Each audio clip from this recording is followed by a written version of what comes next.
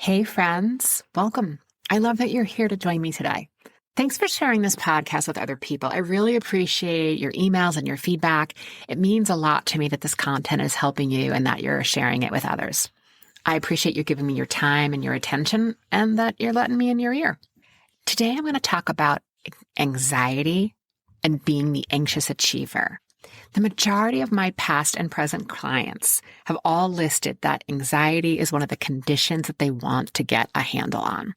Much of the career coaching that I do focuses around anxiety and the current job, getting a job, interviewing for a job, and what's next after this job. Anxiety is pretty common, but it does mean different things for different people. Anxiety becomes problematic when it feels unmanageable, which also means different things for different people.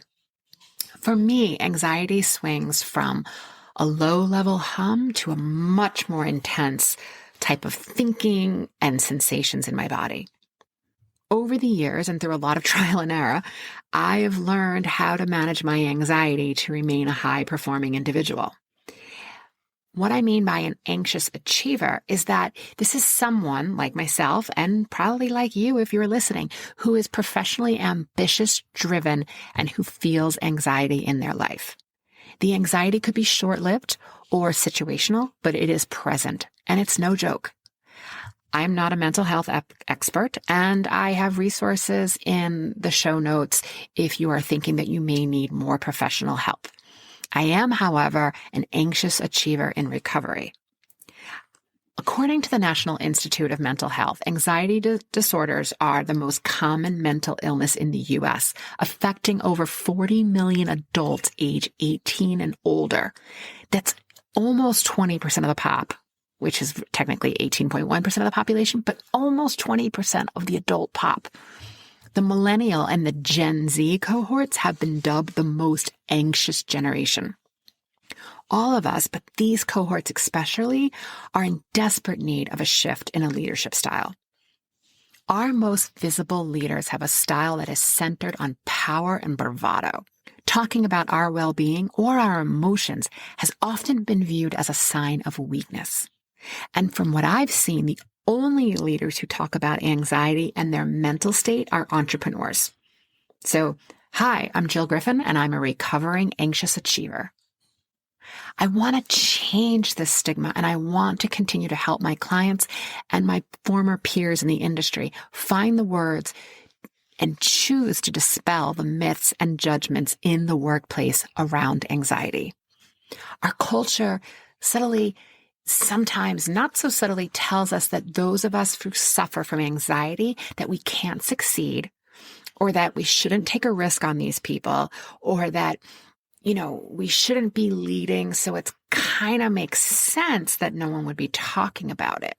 I was thrilled that just this past week, I read in a Fast Company that a quartet of companies are launching Mind Together, which is a coalition aimed at improving workplace culture around mental health. Verizon Media, Snap, Spotify, Kellogg are all founding members, and their aim is to destigmatize mental health at work. When I was in agency land, I rarely talked about the anxiety I experienced. I did, however, have quite a few peers who I did feel comfortable in disclosing my anxiety to, and I certainly wasn't surprised when they shared their own experiences because I knew I found my people. Anxiety is part of life, and it's certainly part of a high achiever's life. To the achiever, you need to take risks, push yourself, and drive towards a goal, and anxiety is inherent in this process. The key to managing anxiety is learning how to identify it, understand it, and respond to it with self-compassion. For months, maybe even years, I would wake up with a low hum of vibration in my body of anxiety, a general feeling of worry or apprehension. Nothing in particular needed to be going wrong to feel this way.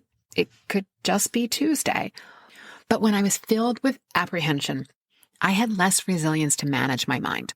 And if I wasn't able to manage my mind, then it would be challenging to be innovative, creative, collaborative with my colleagues and clients. Other times I'd experience anxiety around a specific work event, like the time I was asked to write and shoot a spot in less than 24 hours. I didn't have a studio. I didn't have talent. I didn't have a director. I didn't have copy. After a migraine and a sleepless night, we ended up getting together, figuring out and hiring an improv troupe. The disaster was averted. But this type of anxiety made sense to me. It was an insane ask and an insane task. But the anxiety for no reason, any given Tuesday, was what confused me. How come I felt the same apprehension, whether there was a reason for it or not? Because it all comes down to my thoughts. From a survival standpoint, anxiety has served us well when we need to be alert and act quickly in order to stay alive. Today, the upside of anxiety is that it can serve us in our line of work. We're attuned to what's going on. We may be more prepared. We may be able to predict other people's actions, making us more attuned, a better communicator. We're able to empathize, and we stay focused. My clients who work in special events or production tell me that there is a dose of anxiety that really helps them in their craft. That low level of worry helps them think of all the things that could go wrong and get ahead of them. So there's always a plan B, a plan C, a plan D, and they're able to pivot when needed. There's that little bit of neuroses that most executive producers will tell you keeps them on their game. The feeling of anxiety feels intense, but the sensation can be harmless. Now, I'm not talking about a serious mental health disorder when I'm referring to the anxious overachiever. And if you are experiencing a serious mental health disorder, I do have resources for you to consider in the show notes. I am talking about the anxious overachiever, where anxiety is a sensation in your body. What causes problems is our resistance to anxiety. When you start to feel anxiety, it's going to feel uncomfortable because there's a natural fight or flight response. Evolutionary biology shows us that anxiety makes us think we are in danger. We tense or freeze to protect ourselves. We're getting ready to resist and go to battle. The response only triggers more adrenaline, more neurochemicals, and more discomfort. Over time, I learned how to incorporate thought and breath work, visualization, meditation, aromatherapy, and exercise to process what I was feeling to manage the anxiety. And I used different tools at different times. I began to look at my anxiety as high tide and low tide. Nothing is wrong here. It's just a cycle. And I know that when I'm in low tide, that high tide is coming because it happens twice a day. The mental image of this helped me accept that my thoughts and feelings are here now, but they will soon shift just like the tides. This helps me get into the flow of acceptance that anxiety can be present and I can still carry on and excel in my day. It comes and goes. High tide, low tide. The brain can't be in fight or flight and calm you down at the same time. It's just not possible. Research shows that mindfulness techniques like breathwork can reduce anxiety and improve cognition. It helps us tap into the part of our brain responsible for awareness, concentration, decision-making, and this puts us into a much more calmer, more focused state. So by dropping into a mind hack tool, we're able to think more clearly and make better, more thoughtful decisions, rather than relying on a part of our brain that views anxiety as a threat. The way to manage anxiety is to have tools at the ready for the discomfort. As an anxious achiever, finding the tool or tool that works best for you is the key to getting out of apprehension and back into positive action. So the next time you're feeling the sense of anxiety tightening in your chest, tensing your neck and shoulders, or you feel like you need to scrub the bathroom to work it out, I suggest that you acknowledge it and name it. Oh, here it is. Okay, I'm feeling really intense. I'm feeling the anxiety. Say to yourself, well, at least what I do, oh, hello, anxiety, and notice where you feel it in your body. Allow yourself to feel it. You may have to shut your Zoom camera. You may have to take a walk to process that. And you need to do what you need to do to take care of yourself.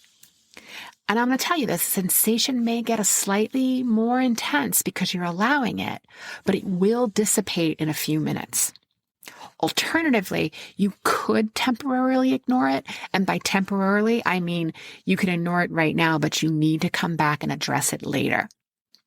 Only you know what's best for you. But sometimes when you have to perform, like if you're an event planner or you're about to present to a packed Zoom audience, processing the sensation in that moment may not be possible. But breath work is a really helpful tool that you can do quickly and use anywhere. I only recently learned how to breathe correctly. I know that sounds crazy, and it's super curious for me as someone who's meditated for 25 years, is a certified meditation instructor. I also sang in a gospel choir for 10 years, for gosh sakes. You'd think I'd know how to breathe. When I learned to breathe correctly, I was able to reduce the amount of strain on my voice and the stress on my mind. You can take a deep breath in for the count of 4. Hold it for the count of 4, and then exhale the breath for the count of 4. If you Google box breathing techniques, there's tons of video. I'll also include one of my favorite links to a video in the show notes so that you can see the technique firsthand. It takes seconds to do, and you could easily do this if you're starting to feel stressed before like showtime. There are both physiological and psychological benefits to using breath techniques. This is anywhere from regulating your heart rate to removing the attention from the agitator and focusing on your breath. Again, what does that do? It gives your prefrontal cortex, the thinking part of your brain, a hot second to catch up and then get into solution. Another tool I have found that has really helped me is aromatherapy. I'm a clinical aromatherapist because as a brain injury survivor, you can have really intense sensitivity to smell. And years ago, there were very few plant-based products on the market. So I decided to study botanical chemistry so I could create my own and actually clean my house. Inhaling essential oils stimulates the olfactory system, the part of the brain that's connected to the smell. And this includes both the nose and the brain. And here's how it works. Molecules enter your nose or mouth and pass through the lungs. From there, it goes to other parts of your body. As the molecules reach your brain, they affect the limbic system, the system that is connected to the emotions, the heart rate, the blood pressure, breathing, memory, stress, hormone balance. If you want, some of my favorites, putting a few drops of like a cardamom, a frankincense, orange, or lavender on your palms, or even on a cotton ball and inhaling. You can even stick the cotton ball in your shirt pocket so that you have the aroma with you on the go. But that constant scent, that scent memory, is going to create a response in your body that is going to help you calm down. I love essential oils. Enfleurage in New York City, right here in the West Village, or Still Point Aromatics in beautiful Sedona are two companies that I completely trust. I have no relationship with these companies. They are distillers. I am strictly just a loyal customer, but they create both beautiful and reasonably priced products so you can have a little pocket pal to help you manage your anxiety. I used to formulate for anxiety regularly and then diffuse the aroma in my office. And everyone would come by and be like, "It's so nice in here." I'd be like, "Yeah, no duh." Another tool is visualization. I'm going to do a special episode just on visualization. But in the meantime, visualization is a technique of using your mind, your imagination to create whatever it is that you want in your life. You frequently use the power of your imagination unconsciously, and you're using it regularly for worst-case scenarios. Pausing and using the power of your imagination consciously and creating how you want the presentation or the project or the experience to go, you have the opportunity to be in the room where it happens before it actually happens. Your thoughts, when practiced, create your results. Remember that you are feeling anxious because you are having a thought, and that thought is creating a sensation in your body. When I feel this way, I get really curious about what I'm thinking, and I write down all my crazy thoughts. Don't try to change anything. Just get curious.